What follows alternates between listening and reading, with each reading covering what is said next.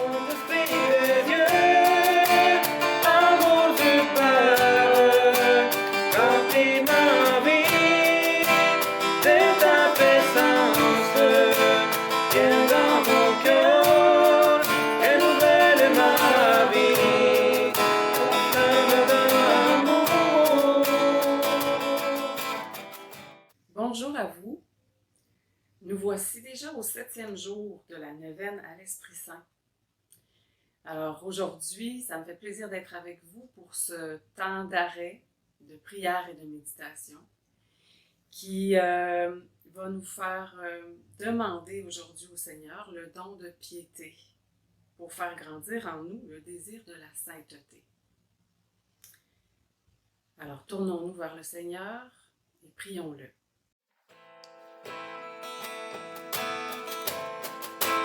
Saint-Esprit de Dieu, flamme d'amour, que me soif de toi. Nous voici devant toi, Esprit Saint. En ton nom, nous sommes réunis. Toi, notre seul conseiller, viens à nous, demeure avec nous, daigne habiter nos cœurs. Enseigne-nous vers quel but nous orienter. Montre-nous comment nous devons marcher ensemble. Nous qui sommes faibles et pécheurs, ne permets pas que nous provoquions le désordre. Fais en sorte que l'ignorance ne nous entraîne pas sur une fausse route, ni que la partialité influence nos actes. Que nous trouvions en toi notre unité, sans nous éloigner du chemin de la vérité et de la justice, en avançant ensemble vers la vie éternelle. Nous te le demandons à toi, qui agis en tout temps et en tout lieu, dans la communion du Père et du Fils, pour les siècles des siècles. Amen. Alors que ce même esprit que nous venons de prier vienne ouvrir nos oreilles et notre cœur pour accueillir la parole d'aujourd'hui, le texte qui est tiré de la lettre de Saint Paul apôtre aux Romains, dans le chapitre 8.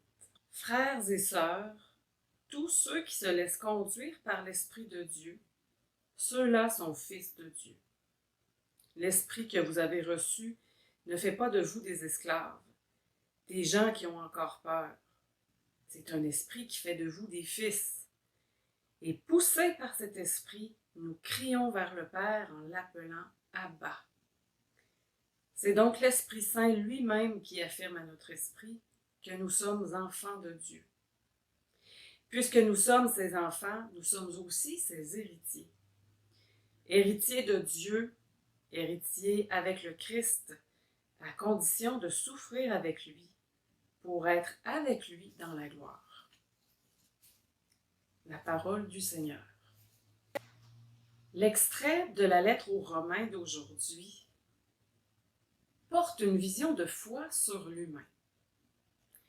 L'humain qui est appelé à accueillir au plus intime de lui-même le don de la filiation et à vivre de plus en plus en cohérence avec cette filiation divine au cœur de sa vie concrète.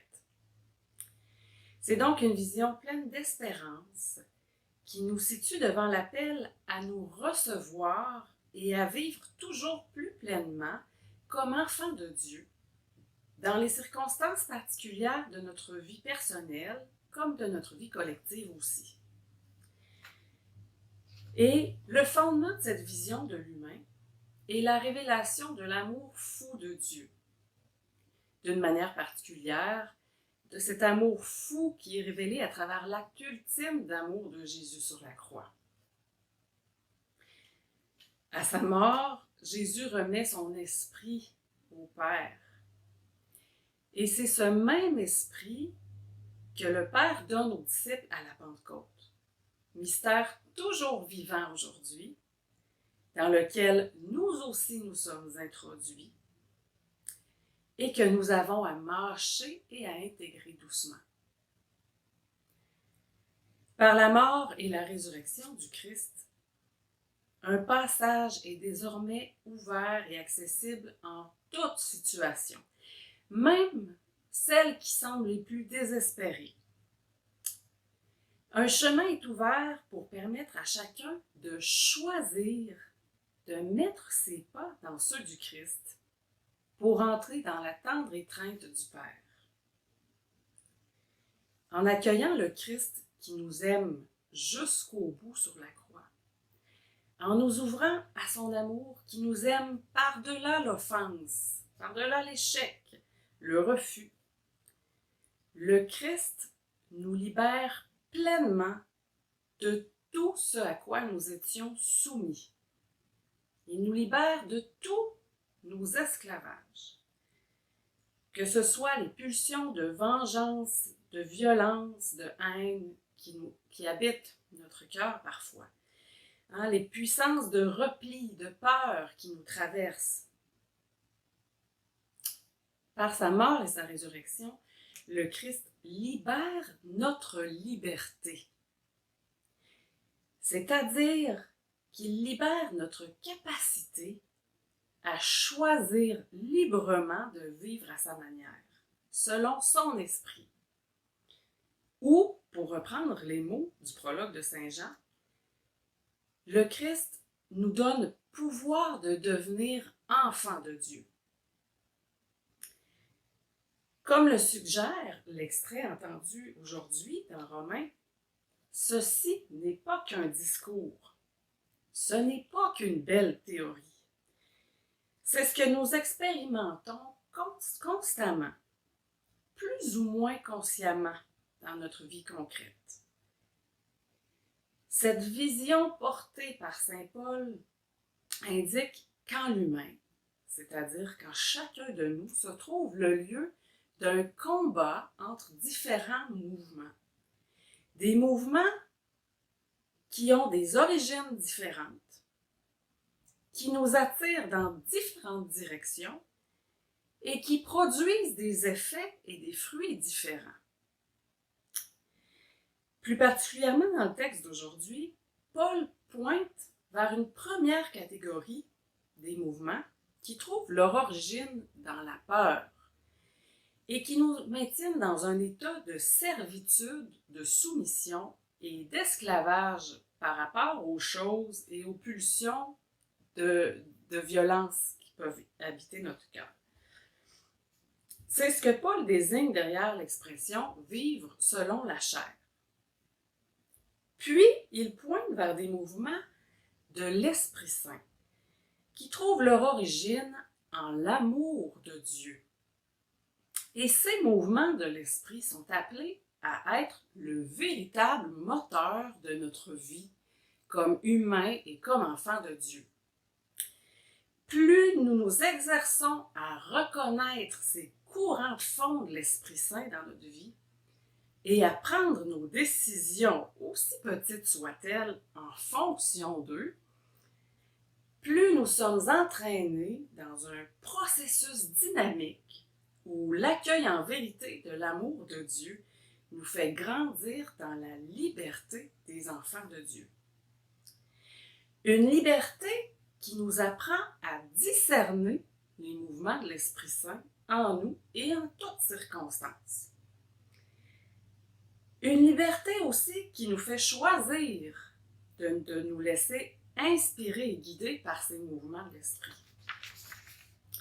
Et enfin, une liberté qui nous engage à mettre en action concrètement ces décisions dans les différentes situations de notre vie, en discernant les moyens les plus ajustés et les plus efficaces pour les mettre en œuvre.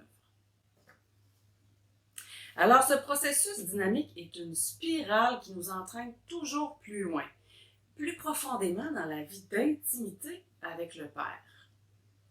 Et nous le savons, une vie d'intimité avec le Père authentique ne peut que transformer et renouveler nos manières d'être et d'agir avec les autres. L'Esprit est le moteur de cette vie dans laquelle contemplation et action sont intimement liées. Et ce processus n'est pas qu'individuel. Au contraire, nous sommes invités à le vivre de manière communautaire, bien enracinés dans nos contextes ecclésial et social particuliers. La démarche synodale que nous avons vécue cette année en fut un bel exercice. Je vous partage aujourd'hui brièvement un autre exemple éloquent de ce processus de vie dans l'esprit vécu communautairement. Il s'agit de celui d'un groupe de chrétiens palestiniens à l'origine du mouvement Kairos Palestine. Comme vous le savez peut-être, les Palestiniens vivent depuis plus de 70 ans sous l'occupation du régime d'Israël. Vous avez peut-être aussi appris dans les derniers mois, à travers les nouvelles, que des rapports d'organismes comme celui des Nations Unies, par exemple, et même de Harvard, fondés sur des faits et des statistiques du terrain, en ont conclu qu'on pouvait même désormais dire qu'il s'agissait d'un régime d'apartheid, comme ce fut le cas en Afrique du Sud. Alors, les chrétiens palestiniens, comme tous les autres Palestiniens d'ailleurs, sont donc dans un contexte où, au quotidien, ils subissent les humiliations et les injustices de ce régime d'apartheid. Un régime qui semble les acculer aux options soit de partir, de désespérer ou de se résigner. Et pourtant, ce groupe de Palestiniens chrétiens a choisi de se rassembler et pour prier et réfléchir sur leur situation. Ils ont fait ça sur une période de plus de 2 ans, où régulièrement ils se rencontraient. Enracinés dans leur relation de confiance dans le Dieu de Jésus-Christ, un Dieu de communion, un Dieu trinitaire, éclairés par sa parole vivante, ils ont discerné au cœur de leur réalité les différents mouvements à l'œuvre, c'est-à-dire les mouvements qui soumettent et qui bloquent la vie, la dignité et la paix, pour créer plutôt des fruits de violence, d'injustice et de méfiance.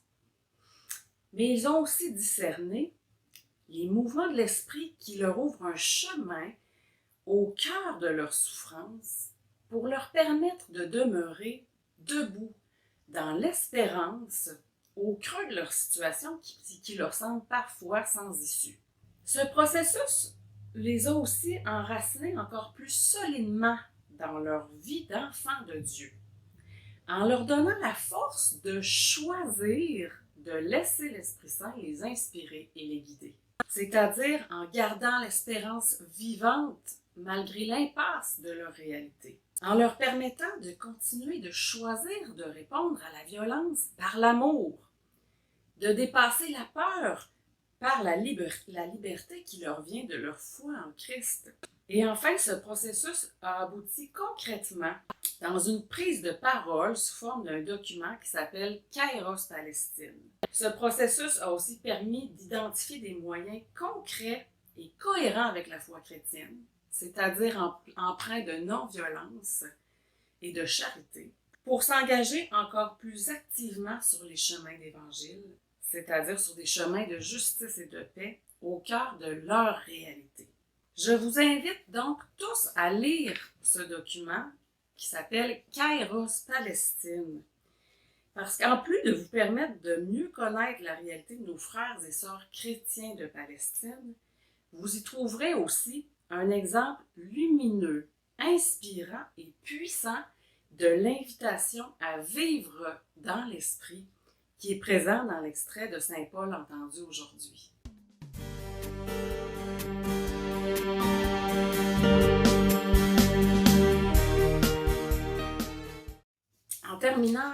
Pour terminer cette méditation, nous allons nous tourner vers le Seigneur et le prier. Que ton peuple exulte en tout temps, Seigneur, d'avoir retrouvé, grâce à ton esprit, la jeunesse de son âme. Puisqu'il se réjouit aujourd'hui d'être rendu à la gloire de tes fils adoptifs, qu'il attende le jour de la résurrection dans l'espérance du bonheur promis. Amen. Alors que le Seigneur répande avec abondance sur nous sa bénédiction et qu'il nous garde dans sa tendresse et dans sa paix. Alors, bonne journée à vous et bonne suite de cette neuvaine qui nous mènera à la célébration de la Pentecôte.